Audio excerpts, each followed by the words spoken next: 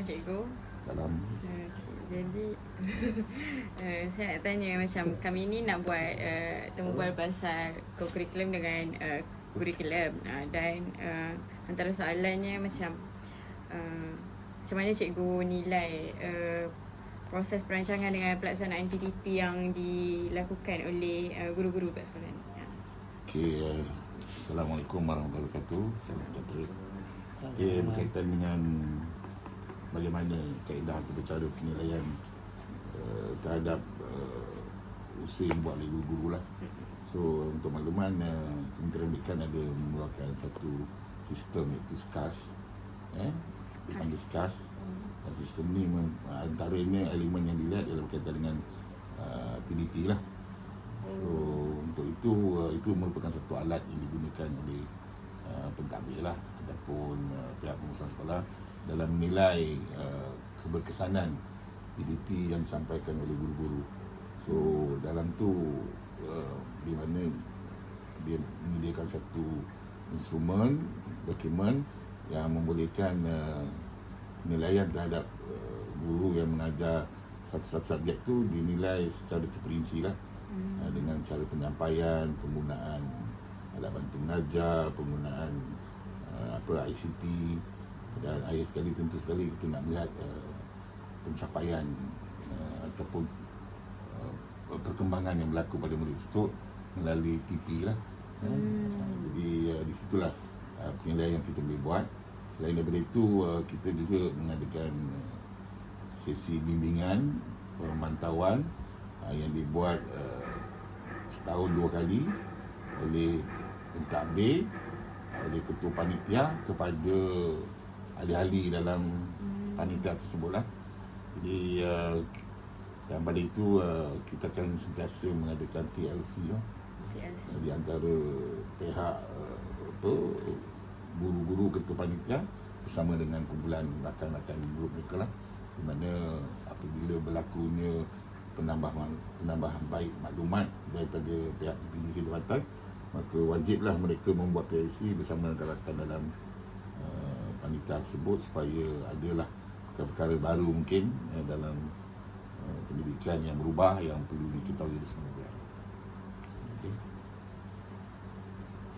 Kalau dah kami akan berlaku pasal program-program yang sekolah buat untuk tingkatkan kualiti kurikulum sekolah ni. Kalau kami dengar sesi bimbingan dan pemantauan PLC, macam mana guru tu mengajar dalam proses PDP. Tapi kalau bagi murid pula, okey, antara perkara yang kita lakukan, kita melihat pertama dari segi intervensi lah. Macam di tahun 1 tu program intervensi dibuat untuk melihat pencapaian murid bagi 2 mata pelajaran TBM dan juga matematik lah. Di mana ada modul khas yang dibuat oleh pihak jabatan, pihak kementerian untuk melihat supaya pencapaian murid-murid di tahun 1 ni dikesan lebih awal. Di mana sekiranya murid-murid itu tidak mencapai tahap yang dikendaki, maka murid tersebut akan duduk dalam kelas berasingan yang dipanggil intervensi bagi 2 mata pelajaran tersebut, di mana perjumpaan dengan ibu bapa juga dibuat di samping modul dilaksanakan semasa PDP berlangsung, di mana murid-murid yang terlibat itu akan dilonggokkan ataupun dikumpulkan dalam satu kelas. Okay? Mungkin 20 orang untuk subjek DM, mungkin matematik 15 orang. Jadi dari situlah akan diukur secara berfasa, di mana di akhir nanti pada bulan November kita harapkan jumlah yang kata 20 orang ni dapat dikurangkan kepada 5 orang. Kalau lagi bagus, semua tak ada. Itu kita buat. Maksudnya benda tu sepanjang tahun? Ya, sepanjang tahun. Dia berfasa. Maknanya dalam fasa yang pertama, bila kita buat tu, kita akan maklum bagi berapa, lepas tu kita panggil maklum lagi. Sebab kerjasama dan juga kolaborasi dengan ibu bapa sangat penting lah. Kerana pencapaian tu perlu dilihat bukan saja sekolah yang usahakan, tapi di pihak ibu bapa juga perlu buat lah. Itu untuk murid tahun 1. Yang murid-murid lain tahun 4 kita buat program orientasi. Macam tahun 4 ni perlu memang untuk makluman anda semua, boleh bila di murid masuk tahap 2 ni perlu diberikan satu pendedahan tentang bagaimana pembelajaran berlaku di tahap 2. Sebab mungkin lebih berbeza dengan tahap 1. Jadi oleh kerana itu perlu diorientasi. Bagi murid-murid lain, kita akan setiap sekolah mengambil inisiatif dengan mengadakan program motivasi lah. Walaupun motivasi ini, kalau disebut motivasi ni kerana exam, tapi tidak, motivasi belajar ni sebenarnya perlu dilakukan secara berkala lah, bukan selalu, secara berkala, supaya murid-murid dia dapat, orang kata, suntikkan semangat lah. Kita pun perlu juga, sebab manusia ni perlukan semangat, perlukan, orang kata, galakan. Jadi dengan adanya program motivasi yang kita libatkan dengan pihak-pihak luar dan juga agensi-agensi tertentu, kita harap berlakulah perubahan kepada kesungguhan murid itu sendiri. Sebab hari ini bila tak ada exam ni, kita nak murid ambil mudah. Dia tak ada bersungguh-sungguh sebab pada dia tak ada aim. Oleh kerana tu, maka pembelajaran tu nampak macam hamba biasa. Tapi bila ada program motivasi ni, at least kita push dia orang lah, supaya dia tahu bahawa pendidikan ni bukan untuk exam. Pendidikan ni mesti berterusan, sebab ini yang akan berlaku apabila di peringkat tertinggi nanti. Itu patut kita tahu lah. Dan lain-lain program saya rasa sekolah memang buat lah. Kalau tak buat tu bukan nama sekolah lah. Sekolah mesti buat dengan program-program yang kadang secara tidak langsung berlaku. Macam minggu sains, minggu STEM, minggu matematik, tu semualah benda-benda yang dibuat khusus untuk sesuatu subjek tersebut ataupun sesuatu pengurusan tersebut, untuk kita berikan pendedahan lebih lagi. Sampai tu kita akan jemput pameran daripada pihak luar. Kemudian kita buat juga sebenarnya program-program berbentuk dengan kemudahan ICT sekarang. Kita sebenarnya sekolah yang sangat mudah lah. Sebab kita ada setiap kelas kita ada smart board, dan setiap kelas di tahap 1 ada smart TV. Maka pembelajaran tu lebih menyeronokkan dengan penggunaan bahan-bahan interaktif lah yang digunakan oleh guru-guru mengikut keupayaan cikgu lah juga. Jadi ini sebenarnya satu rancangan yang sangat bagus kepada murid apabila mereka berada. Dan satu istimewa sekolah sini perlu disebut, kita ada bilik-bilik khas. Ini juga mainkan peranan penting, kerana bilik-bilik ini saya tak langsung memberikan, orang kata, impak lebih besar. Contohnya bilik bahasa. Bukan saja dalam tu bilik biasa, tapi dalam tu ada maklumat-maklumat tentang bahasa. Begitu dengan bilik makmal, bengkel dan sebagainya. Sebenarnya itu sebenarnya satu benda yang tak perlu kita tunjuk, tapi dia memberikan impak yang besar kepada murid sendiri. Contoh kalau dia masuk bengkel, kalau kelas dengan bengkel dia berbeza, tapi bila masuk bengkel tu dia kelihatan macam lebih, orang kata, lebih berkesan lagi, sebab adanya persekitaran yang boleh mempengaruhi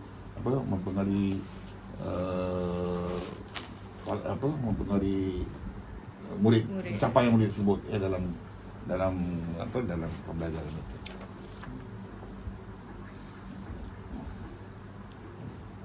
Kalau macam PLC dengan pemantauan tu dalam sekolah, bagaimana lagi untuk pentadbir memastikan guru tu berkemahiran? Contoh hantar di sekolah, hantar cikgu pergi bengkel semua tu kan, proses dia macam mana, dan berapa kerap hantar cikgu luar sekolah ni? Takut kalau hantar sekolah ada pula cikgu kat sekolah kan. Okey, sebenarnya program ataupun pendedahan taklimat khusus sebagai ni biasa dilakukan oleh pihak jabatan. Lebih lagi kita akan berdepan dengan kurikulum 2027 ni, maka banyaklah perkara yang perlu disampaikan. Walaupun belum secara langsung, tapi telah pun berlaku di mana pihak jabatan PPD akan memanggil ketua-ketua panitia biasanya untuk satu program-program, dan kita pihak sekolah kan bila ada arahan tu kita akan lepaskan lah. Dan dari segi kekerapan tu memanglah buat masa ini KP, ketua panitia tu akan banyak dipanggil lah. Dipanggil, dan guru-guru lain juga secara bergila-gila akan dipanggil, dan kita buat terpaksa sistem macam tu, panggil ketua panitia balik ke sekolah, dia akan buat PLC dia. Dia buat perbincangan suara dengan ahli kumpulan. Maka ilmu-ilmu yang diperoleh daripada kita akan sampaikan cara macam tu lah. Kita tak dapat nak panggil semua, sebab kita pun faham kan, dia panggil semua dengan kos, transport dan sebagainya, maka kita akan panggil cara begitulah. Dan untuk makluman, saya sendiri akan melihatlah penglibatan guru tersebut lah.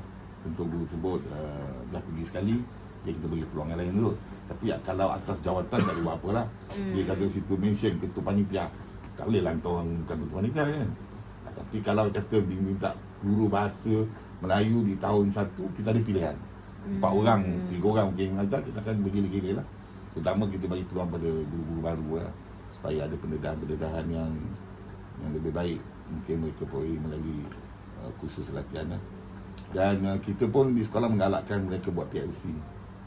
PLC ni tak semestinya cara formal, berada dalam satu bilik soalan, tidak. Dia bilik guru tu secara tidak formal pun boleh berlaku. Malah kalau pada saya di kantin pun, kalau dia nak bincang, dia boleh bincang. Sebab ilmu ni tak semestinya berada di tempat-tempat yang semestinya formal kan. Kadang kalau tak, tempat tu tak ada masalah, tapi kesesuaian penyampaian, perbincangan, pengisian tu penting. Kalau tak ada isi pun tak ada guna juga buat di tempat baik pun kan.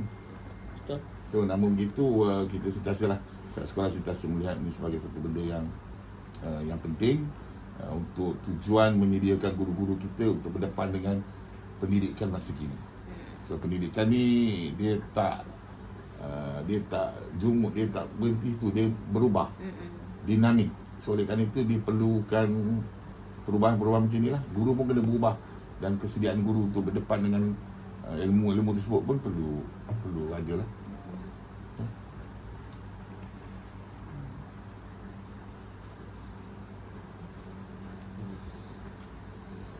Seterusnya, saya nak tanya pula bagaimana pihak pentadbiran untuk memastikan perancangan kurikulum sekolah termasuk dan juga kelas PPKI dalam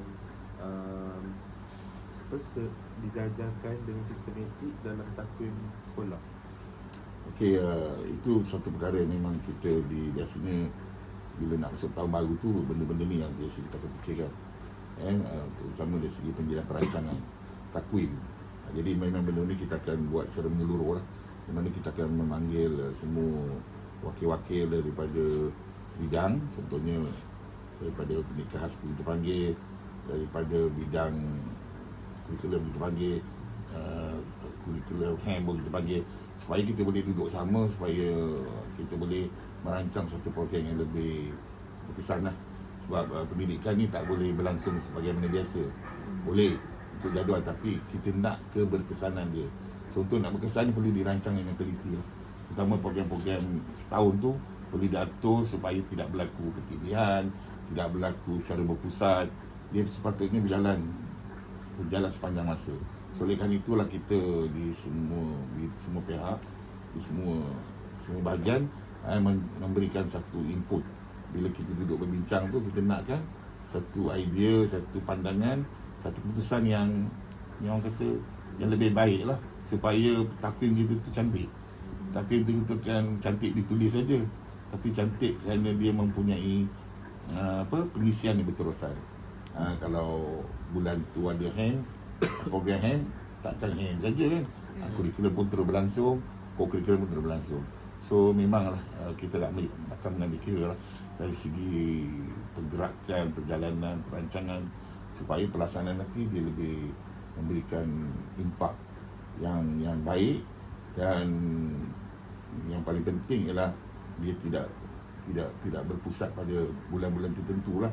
Sebab untuk makluman, sepanjang tahun ni kita kena fikir, kita ada cuti yang panjang, kita ada perayaan yang kita kena raikan, kemudian kita ada pula sukan. So benda-benda itu biasanya pihak sekolah akan ambil kira dalam merancang takwim sekolah, supaya takwim sekolah ni orang kata boleh diikuti, bukan saja dirancang tapi kena dilaksanakan dan boleh diikuti. Macam kat sini ada ke buat program-program yang berkaitan dengan kurikulum yang ada dalam dasar pendidikan sekarang? Oh, tentu sekali lah. Mesti kena buat, sebab sekarang pun kita dah nak masuk RPM, Rancangan Pendidikan Malaysia. So benda-benda macam ni memang semua sekolah seharusnya telah pun bergerak ke arah tersebut lah, untuk mencapai apa yang diasaskan oleh RPM itu sendiri, iaitu untuk melahirkan insan yang sejahtera. So bagi melahirkan insan sejahtera ni, pendidikan tu sendiri kenalah berorientasikan sejahtera, di mana ini perlulah bersifat yang mana bukan berpusat kepada guru, tapi haruslah berpusat kepada murid itu sendiri sebagai audien yang akan memainkan peranan lah. Di samping itu juga kita melihat pembangunan secara kolektif lah. Itu kita main dikira bukan saja akademik, tapi kemajuan dari segi pembentukan sasya, disiplin, kemajuan dalam kurikulum, itu juga benda perlu dilihat sebagaimana tuntutan falsafah pendidikan negara lah. Jerry, jasmani, emosi, rohani dan intelek tu harus dikembangkan sekali, supaya RPM ni dapat mencapai hasrat yang kita nak, iaitu pendidikan bermutu. Kita bukan kualiti saja, kita nak bermutu. Maknanya lebih dalam daripada itulah, supaya nanti akhirnya kita akan melahirkan generasi Malaysia yang bersedia untuk berdepan dengan dengan kerjaya, dengan keadaan, dengan keperluan pada masa akan datang. Bos, ada mandu atas meja. Dapat?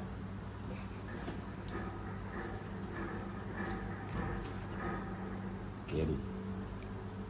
Ada yang kurikulum pula.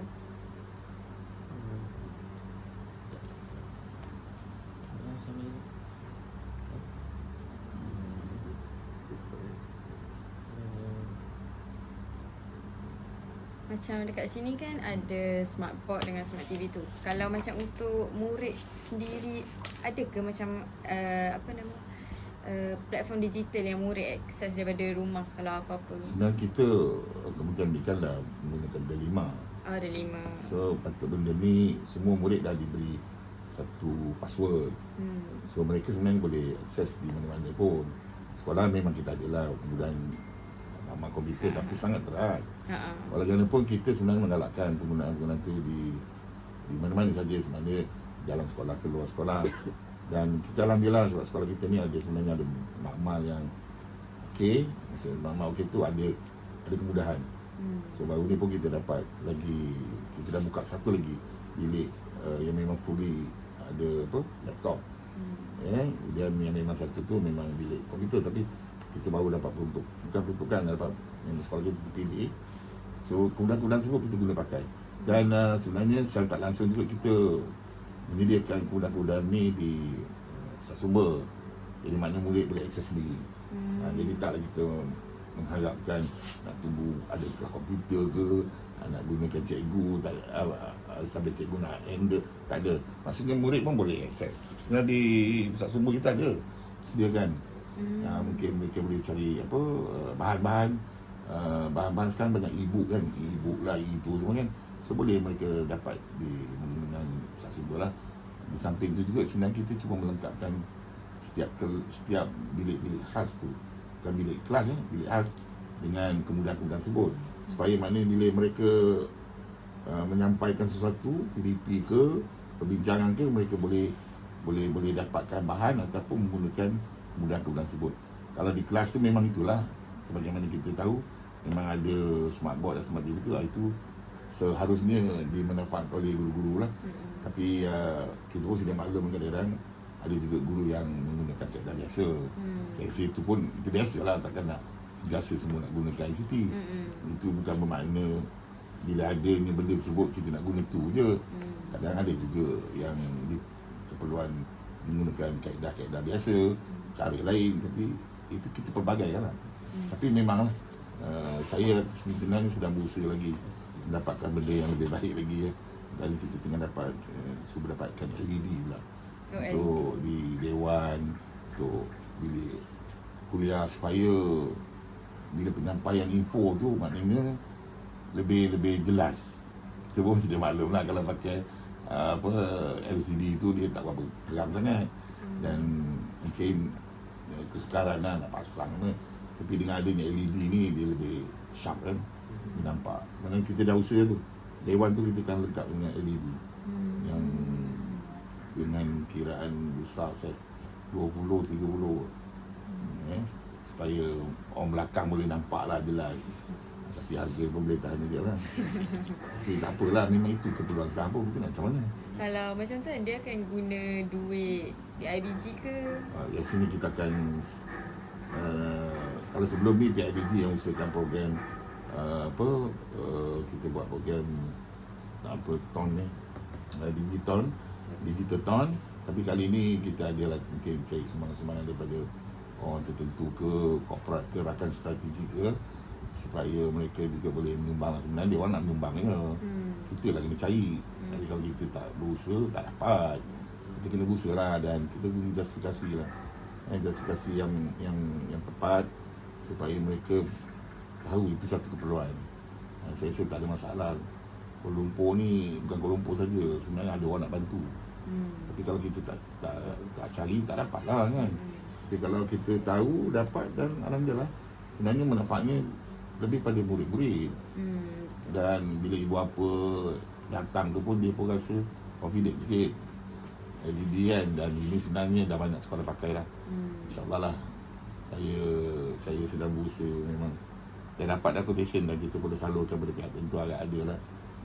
Okay. Proses mencari tu macam Proses mencari memanglah kita biasanya kita sumbangan lah. Mungkin melalui orang yang kenal, ataupun ada orang tahu di mana perlu dapat. Kalau benda-benda tu kita ada, lagi cepat lah. Tapi kalau kita nak minta buat kutipan tu, saya rasa kita dah pernah buat, dan kita pun dah memperoleh banyak juga. Kalau 130,000 ke dapat. So itu kita dah buat untuk fasa pertama, dan kelas smart board smart diri tu. So sekolah kita ni antara sekolah yang awal dapat buat usaha macam tu lah. Lepas tu banyak sekolah ikut kita buat. Apalah, ni kita dah fasa pertama dah selesai. Jadi semua kelas dah ada dah. Dulu bising tak ada, sekarang dah ada, pakailah. Cuma kita nak tambah lagi. Tambah lagi tu macam tu lah. Dan kita pun saya nak maklumkan juga, kita ada satu kelas yang menggunakan smart penggunaan semua murid kena ada tablet sendiri. So pembelajaran cara penggunaan tu lah, semua murid akan gunakan bagi subjek-subjek tertentu lah. Dalam subjek teras kan, kelas dulu 5 Afzan, sekarang 6 Afzan. Pembelajaran bagi apa, ialah menggunakan semua tu lah. Tapi memang itu ke arah kita. Tapi kena bersedia lah, sebab dia akan melihat dari segi keselamatan, penyimpanan, elektrik, kemudahan internet. So benda-benda tu mesti ada asas. Tak boleh nak sedia bahan je, benda ada pun kalau tak ada internet, no point. Tapi memang kerjasama daripada semua pihak lah, terutama pihak PG lah. Sebab pihak PG ni kena main peran penting, sebab kita harapkan dia lah untuk cari semangat. Bukan kita tadi semangat, tapi lebih patut peranan mereka.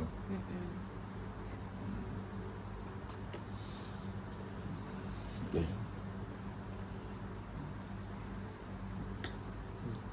Kalau dari aspek ada lagi ke kurikulum, masuk ke kurikulum ada lagi, tapi cerita kuku kan. Okay, kalau co-curriculum, program co-curriculum, soalnya kita tahu macam uniform, kelab semua tu. Tapi macam mana program yang melibatkan komuniti luar juga, komuniti selain sekolah? Okay. So untuk komuniti luar ni, biasanya kita akan libatkan, melihat kepada keperluan kita lah. Namun begitu, memang ada aktiviti memang kita kena libatkan. Contohnya kita buat program-program macam contoh sukan sajalah contoh. Kebanyakan tenaga-tenaga yang membantu kita ialah daripada ibu apa. Contoh kita buat mental desa, kita tak cukup cikgu. Kalau kita buat di Tasik, cikgu dengan jaga murid lagi sebagainya. Jadi akhirnya kumpulan ibu bapa sukarelawan, daripada 20 orang ibu bapa yang sudi untuk bantu. Dia orang lah jaga checkpoint tu. Itu antara satunya lah. Kemudian yang lain juga kita akan libatkan. Contohnya program-program khatam Quran. So kita ada libatkan dengan pihak luar, contohnya dengan IPG MUAS pun kita buat.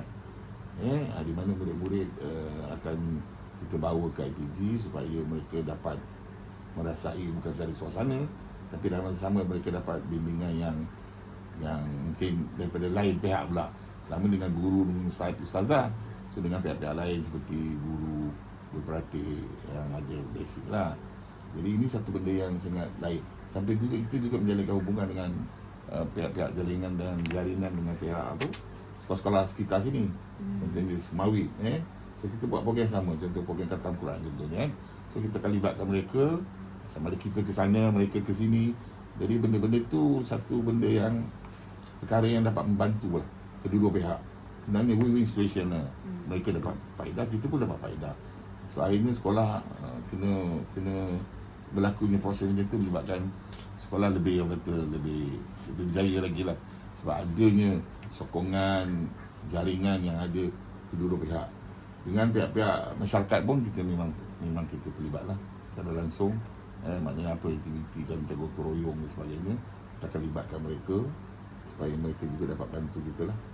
Dan semua di Kuala Lumpur ni tak macam kampung kan. Dia kena panggil agensi-agensi.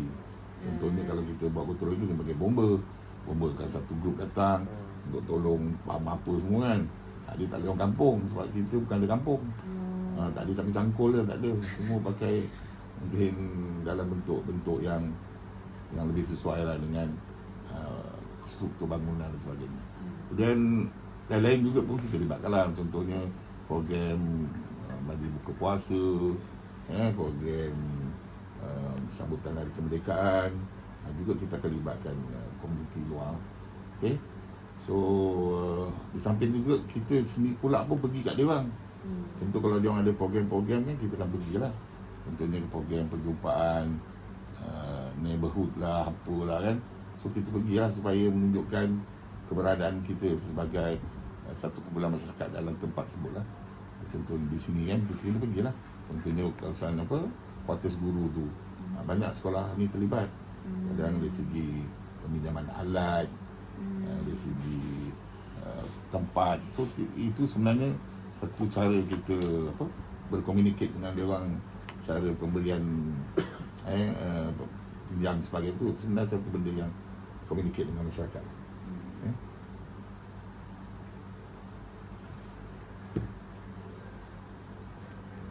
Kalau berkaitan kurikulum juga, kalau berkaitan dengan pendidikan inklusif pula.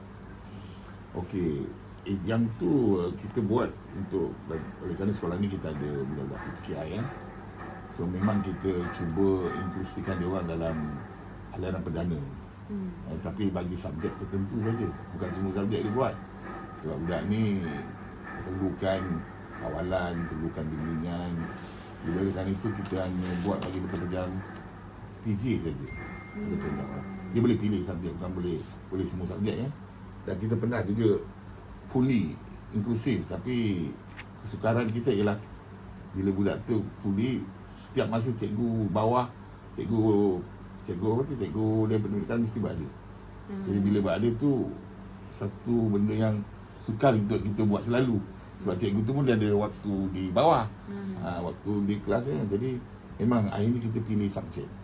Bila subjek tu maknanya tertentu tu masa itulah cikgu tu akan berada dalam kumpulan tersebut. Jadi oleh kerana itu saya rasa inklusi ni boleh berlaku, tapi dengan cara begitulah, dengan kaedah-kaedah yang sesuai. Dan tengok juga keupayaan murid yang nak inklusi tu. Sebab kalau dia terlalu lemah sangat pun tak boleh. Inklusi ni budak-budak yang dah advance je. Kalau tak lemah sangat, dia akan menyukarkan dari segi pelaksanaan dan akhirnya gagal. Betul. Tapi sebenarnya tak buat inklusi pun budak sini dah inklusi lah, cara tak formal. Sebab bila percampuran dengan berlaku dengan cara tak langsung tu lebih baik kan. Contohnya dia perhimpunan. Budak-budak bezanya budak-budak yang ada sekolah PPKI dengan PPKI dia berbeza. Sini bising pun okey lah, kita faham lah. Dan macam mana nak buat apa? Dia memang macam tu. Bayangkan kalau dia di sekolah yang tak pernah ada percampuran macam ni, dia akan jadi sukar. Budak tu kan cara sepelik. Dan dia mungkin nak bergaul pun takut. Tak kisahlah budak perdana pun takut, budak yang ni pun takut. Tapi di sini budak dah boleh menerima antara satu sama lain. Itu yang kita nak. Mana dia boleh terima budak yang kekurangan itu sebagai rakan mereka. Tak ada dia nak pukul, tak ada dia nak marah kan. Sebab dia dah boleh terima. Begitulah yang kita nak bila di luar. Apa yang dia berlaku di sekolah dia hormat, kat luar pun dia hormat lah. Yang kita bimbang ni budak tak pernah campur ni. Dia dah terlalu bagus sangat kat sini. Dia duduk pula sekolah-sekolah elit. Jadi bila jumpa budak-budak macam ni, kata ni budak miskin, ni budak motor ke, budak cacat. Itu yang kita tak nak. Tapi bila sekolah-sekolah macam hal yang kita, budak-budak di sekolah lagi dia dah dah bergaul, jadi tak ada masalah bila kat luar dia boleh terima. Itu yang kita nak sebenarnya. Pendidikan tu yang orang tak nampak, tapi itulah yang sebenarnya kita nak. Betul-betul.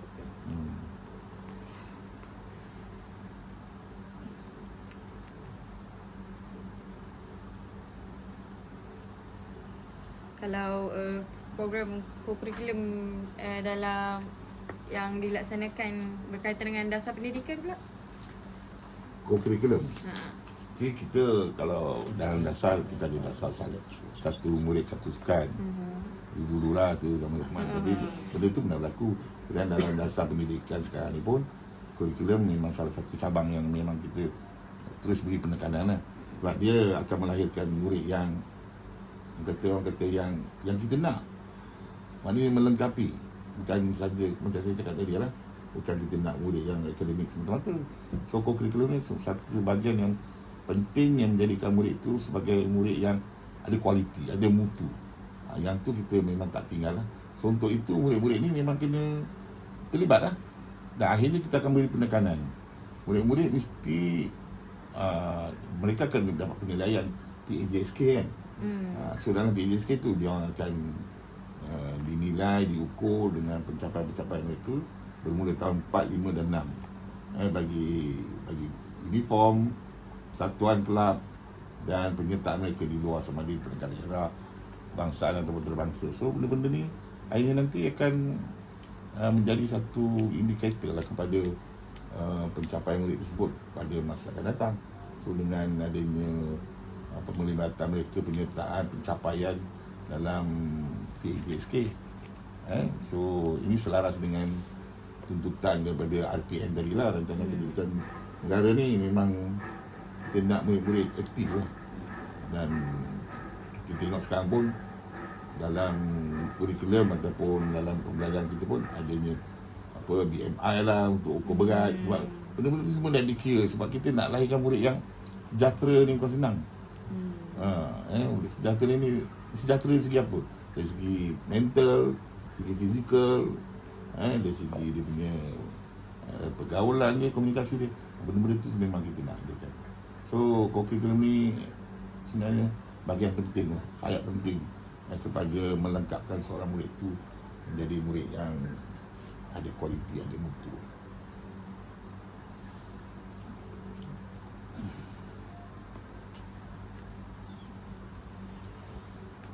Kalau guru saya ni kata murid PPKI dengan murid perdana bercampur masa perhimpunan kan.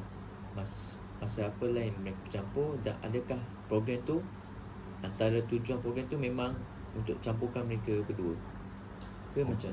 Okay, sebenarnya kita kalau boleh kita nak campur selalu. Maksudnya kita tidak tinggalkan mereka. Pendidikan ni pendidikan yang orang kata memberikan orang kata faedah pada semua. Tak kisahlah dia berlatar belakangkan apa. Contohnya boleh pendidikan dalam program-program perdana seperti khusus pengawas, bengkel pengawas, bengkel kepimpinan, semua kita libatkan.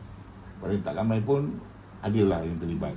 Supaya kita tak nak mereka rasa sekolah ni hanya untuk orang yang okey saja, yang tak okey tak tinggal. Tak ada. So kita bagi peluang pada semua. Tapi bukan semua murid lah, terpilih lah kan. Murid-murid yang boleh ikut, kalau murid tak boleh ikut, tak boleh bawa juga. So akhirnya memang kita libatkan, tak ada masalah.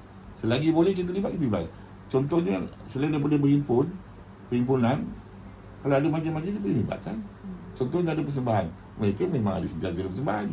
Mereka akan menengok persembahan dan mereka juga terlibat dengan persembahan. Contohnya hari kanak-kanak, dan hari sukan. So mereka juga terlibat secara langsung. Jadi tak adalah maksudnya berasingan. Sebab mereka sebenarnya juga adalah murid. Cuma cara kita mengendalikan, cara kaedah dia berbeza lah, mengikut dia punya keperluan dia orang. So kalau macam wheelchair tu, takkanlah kita nak suruh dia pelik pula kan. So maknanya benda-benda itu kita kena sesuaikan dengan mereka lah. So maknanya kita dalam pendidikan ni tak ada siapa yang tertinggal. Semua dia nak dan tak nak, dan kaedah dia berbeza mengikut keupayaan masing-masing. Kalau dia orang slow learner tu, takkan kita nak kasih speednya ni lah kan. So macam tu lah. So saya rasa tak ada masalah. Sekolah-sekolah yang ada pendidikan ni sebenarnya bagus. Kita tahu antara satu sama lain. So jadi kantin yang bersama Serihat pun yalah dia bercampur gaul. Dan sebenarnya banyak benda yang dia bercampur gaul. Balik tu dia berkumpul duduk bercampur gaul. Walaupun cara tak langsung kan. Banyak berlaku yang tidak formal lah. Yang formal lah juga, yang tak formal pun banyak berlaku. Jadi akhirnya dia melahirkan satu suasana harmoni. Bila ada jenis cara macam ni, yang ni macam ni, yang penting boleh terima tak boleh terima je. Tapi alhamdulillah pendidikan di sini dia orang tak ada masalah ya.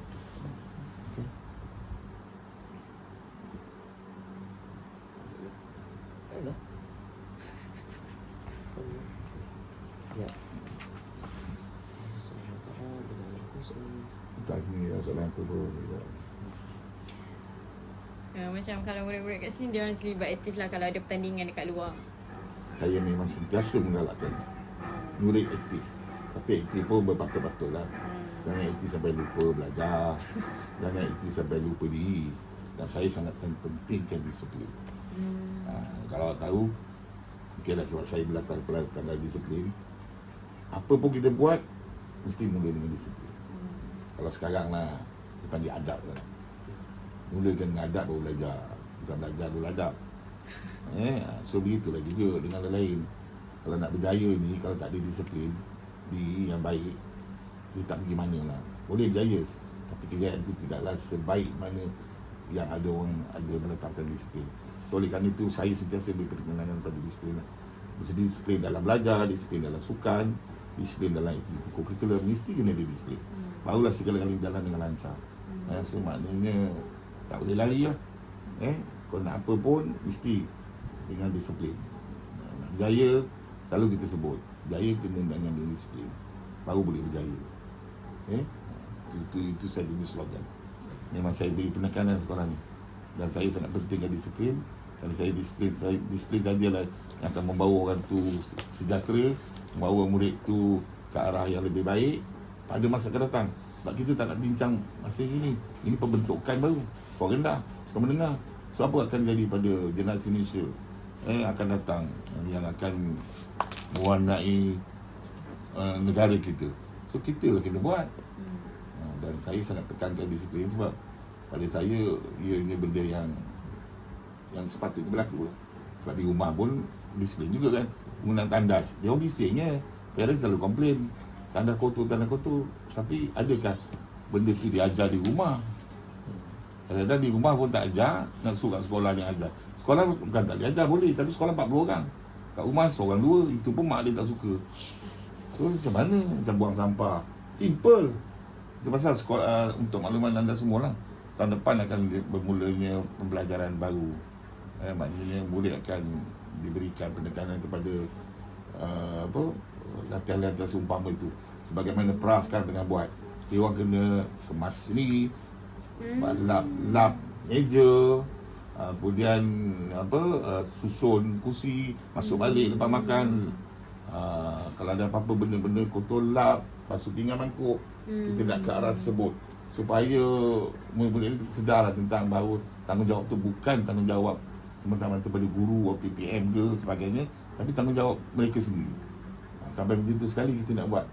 Sebab kita dah nampak dah ini kesannya kalau kita terlalu open sangat bagi kepada macam pembelajaran semata-mata kan di kelas, tak boleh. Dia tak boleh jadi. Dia mesti disusuli dengan kerja-kerja ataupun tindakan-tindakan seperti ini. Jadi dia barulah membolehkan orang kata budak tu. Kita nak kasih yang genuine ni bukannya mudah. Kita tak boleh kata kita tak boleh rancang-rancang, kita tak boleh. Mesti lahir daripada kesedaran mereka dan mereka praktiskan benda tu di sekolah, dan lepas tu barulah dia akan bawa di sekolah lah tempat dia orang latihan, tempat dia orang train. Jadi benda-benda tu penting ya. Ya, saya semua keluar sekejap. Mana? Nak ke temu janji kedai sepak mata. Oh, dah suruh kedai sepak mata kat malam. Kelah sekejap. Okay? Mana nak pergi macam tu? Masa mati pun masih ada lah petang. Okey lagi. Tak masuk rakaman. akhir sekali dalam bab pentaksiran dan penilaian lah. Kalau murid ni dasar-dasar pendidikan dan juga pihak sekolah nak murid ni pandai bukan tak akademik saja. Akademik soalnya kita tahu pentaksiran dan penilaiannya berdasarkan peperiksaan. Tapi kalau macam moral mereka ni, fizikal mereka, macam mana sekolah dapat nilai semua tu, dan bila dah nilai tu, data tu, macam data tu memberi impak kepada pihak sekolah dalam menjalankan aktiviti berdasarkan kurikulum dan kurikulum pada masa hadapan. Kita ada PBD, orang PBD kan. So kita dah buat tafsiran tu. Dalam PBS pula kita ada 4 elemen: psikometrik, PDSK, ujian PBD, dan satu lagi ialah yang peperiksaan pusat. So ada 4 perkara. So benda ni memang itulah dia sebenarnya pun. Pentaksiran kita yang lebih kompetitif, berdaya saing, dinamik dan mampulah untuk melahirkan yang macam kita nak insan sejahtera tadi. So dia merangkumi 4 perkara. Kalau 4 ni budak ada, saya rasa budak tu okey. Kita tak mahu budak tu satu bahagian je, seperti dulu berorientasikan exam, budak tu memang cemerlang. Dia biasa aja, tapi dia tak ada jawab bila orang tanya tentang sesuatu perkara. Maknanya kemampuan komunikasi tak ada. So kita tak nak macam tu. Budak yang bagus cerdik tapi rupanya dia tak aktif. Dia duduk je seorang-seorang kan, tak bersosial, pun tak jadi juga. So akhirnya bila pentaksiran yang dibuat secara PBS ni, PBD ni, saya rasa dia lebih melengkapi. Tapi pada peringkat awal dulu memang dapat orang kata semua orang kata tak betul, susah lah apa sebagainya. Tapi bila benda dah berlaku, masyarakat pun dah faham, ibu apa boleh terima. Sekarang okey. Kalau dulu kita tengok berlaku lah, bila tak ada exam semua bising. Oh, macam mana budak ni nak diukur nilai dia, pandai ke budak ni. Tapi rupa-rupanya masyarakat Malaysia ni tertinggal dari segi cara berfikir. Kita nak lahirkan yang lebih besar lagi. Orang kata kalau dia jadi pemimpin yang bagus, pemimpin ada kualiti, yang berintegriti. Tapi bila kita sibuk dengan exam, memanglah kita akan lahir pemimpin yang pandai. Tapi dia tak boleh, dia tak tahu nak bersosial dengan baik, communicate dia out, tanya soalan boleh jawab. Sebab apa? So biar kita lahirkan pemimpin walaupun sederhana tapi dia ada kualiti. Dia boleh bergaul, dia boleh, orang kata boleh memaju ke negara lah. Kalau ada idea pun ada, semua lengkap. Macam you all lah semua. Nak jadi guru pun, dulu kita tak kisah sangat akademik tau. Maksudnya ada A dan B pun boleh. Lebih lagi pada masa tu satu kumpulan nak lelaki. Tak kira lelaki tu pondan pun ambil juga lelaki. Ya. Tapi sekarang paling tidak pun result okey. Ada 5A ke atas contoh kan. Itu dah syarat dah. Itu dah akademik. Kemudian bila orang temuduga, dulu temuduga borak-borak macam tu je, tapi ada juga lah. Maknanya lebih menjurus kepada apa yang kita nak sekarang. Lebih orang kata lebih detail, lebih teliti, supaya hasilnya kita nak tengok. Itu dalam pendidikan. Kita bukan saja-saja je tu. Kita ubahkan 30 tahun sekali kita akan ubah dasar tu. Sekarang RPM. Dulu kita masuk Pelan Pembangunan Pendidikan lah. Sekarang dah masuk RPM. So 2026 sehingga 2030. So kita buat kajian dalam tempoh masa ni, tengok pendidikan Malaysia macam mana. Sebab kita kena berubah. Sebab dunia berubah. So kalau kita tak berubah sekarang, saya takut besok memang akan jadi negara kita tertinggal lah. Sebab negara kita ni negara, orang kata ranking kita tinggi. Kalau dalam negara Islam tu kita antara yang terbaik kan. Tapi dalam negara-negara yang teknologi tinggi, kemajuan ni memang kita kena duduk saing. Tapi nak melahirkan tu, yang peranan orang semua lah sebagai pendidik untuk melengkapkan generasi kita Malaysia dengan apa, dengan ilmu yang sepatutnya.